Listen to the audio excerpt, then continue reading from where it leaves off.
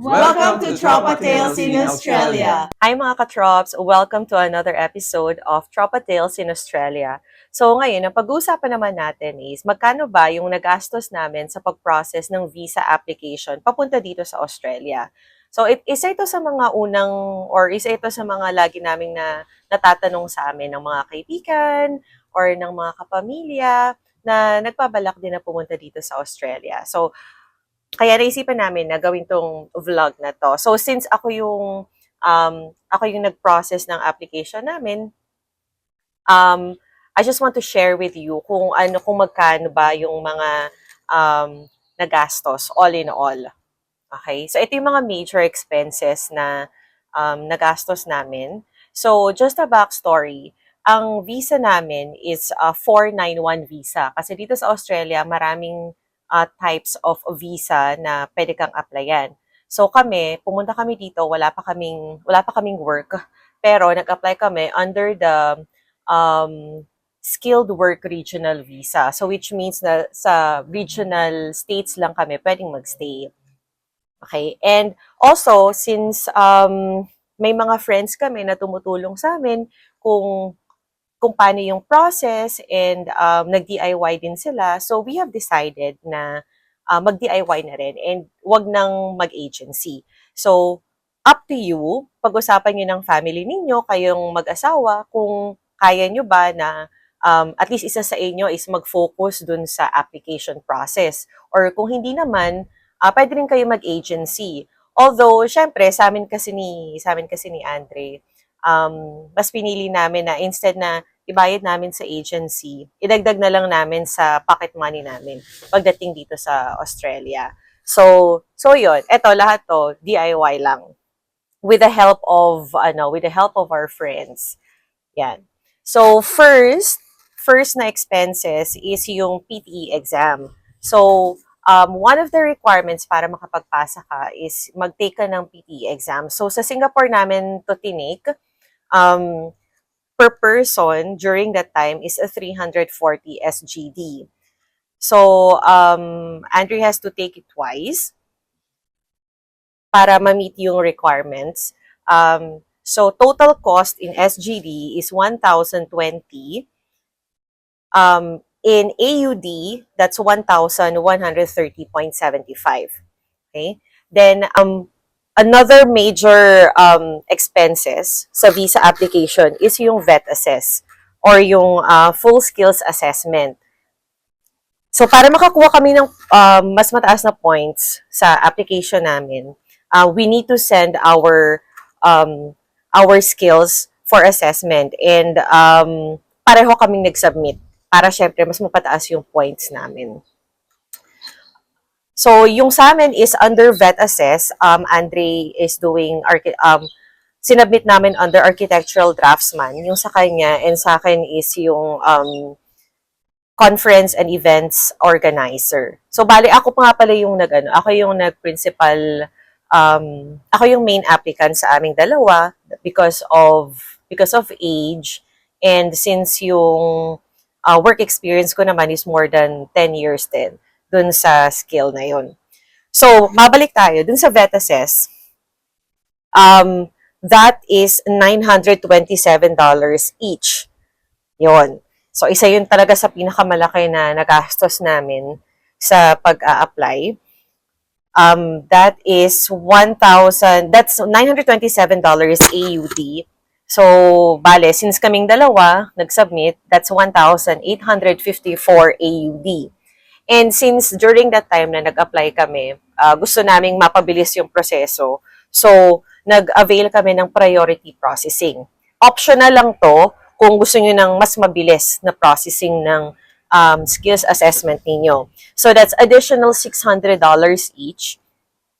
So, that's a total of another 1,200 on top of the VET assess full skills assessment online.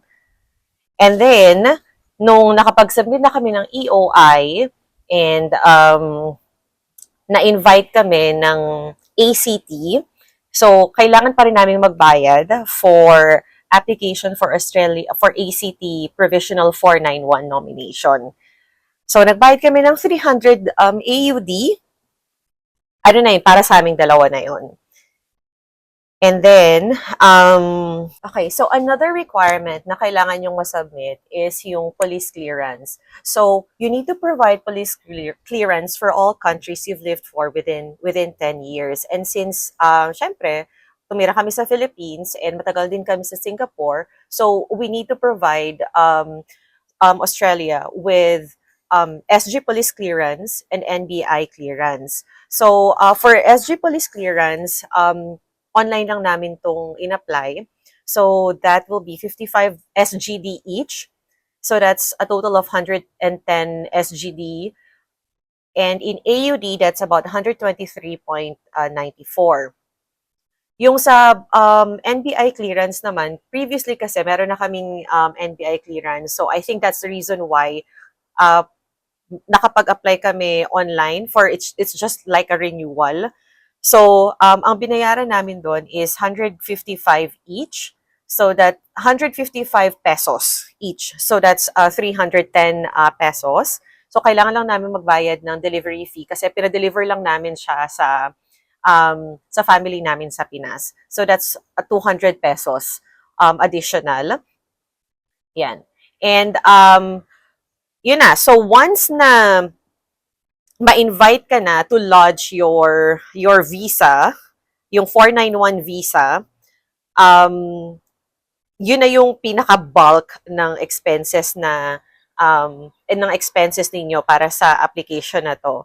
For the main applicant, that will be 4,115 AUD. Dun sa secondary applicant, that's 2,060 AUD. So, total na binayaran namin is 6,261.45. But kasi they include credit card surcharge. So kaya ganun yung naging total. Yan. So depende kung ilan kayo sa family ninyo, kung ilan yung anak ninyo na dadalhin. So may additional payment siya. So habang pinaprocess na yung 491 visa ninyo, you will be prompted to take the health assessment as well. So yung health assessment is that's $246.10 in SGD. So meron lang silang mga appointed na health centers kung saan yung matitake yung health assessment na yan. So since dalawa kami ni Andre na kailangan mag-take ng health assessment, that will be a total of $492.20 SGD. In AUD, that's 554.70. So, isa pa na kailangan naming i-take is yung biometrics. So, that's $45.55 SGD each. So, that's a total of $91.10 SGD. In AUD, that's $102.67. So, isa sa kailangan naming ma-provide as well is yung notarized financial declaration. So in this case, nagpa-notarize kami sa Singapore sa isa sa mga law firms doon. Medyo nagulat din kami sa presyo. Para lang ma-notarize yung yung financial declaration namin. That's $421.20 SGD. So in AUD, that's $474.68. So later lalagay ko dito yung list of expenses namin para it's easier for you to check and para ma-prepare na rin kayo. So, yan. Yung total cost is $12,015.89 in AUD. So, I hope na makatulong tong vlog na ito sa kung sino mang mga nagpaplano na mag-migrate din dito sa Australia. I think this is one of the few things that you really have to prepare for. Kaya nga, once you've decided na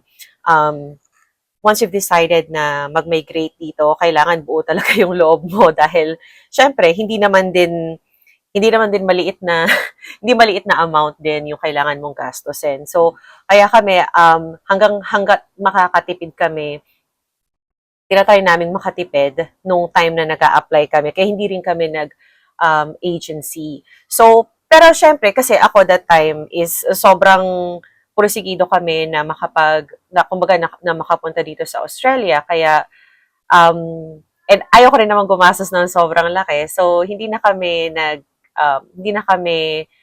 nag-engage pa ng immigration agent. Kasi parang feeling naman namin, kakayanin naman. Kakayanin naman. Kasi ang mahirap din kasi sa pag-engage ng agency is hindi mo ma-check personally yung status ng application mo. Whereas, kung ikaw yung mismong nag-submit dun sa dun sa Australia ng application, every time pwede mo siyang ma-check. At saka ikaw directly yung makaka-receive ng notification from them. So again, it's up to you. Sabi ko nga nung una, pag-usapan niyo ng family ninyo, pag-usapan niyo ng asawa ninyo, kung sino yung may time, kung sino yung may capability na mag-dedicate ng time para dito sa application. Kasi yung isa talaga sa inyo, kailangan talagang siya talaga dapat yung magli-lead. Tapos yung isa, syempre, kailangan mag-support din naman kung ano yung kakailanganin. May it be, syempre, financial and moral, and also yung inyong magtulong-tulong kayo sa to make sure na makompleto yung requirements ninyo and mapasa nyo yung requirements ninyo on time. Ayan. That's all. I hope na nakatulong tong video na ito sa mga nagbabalak, and hope to see you here in Australia as well. Thank you for watching. Please don't forget to like and subscribe. Bye!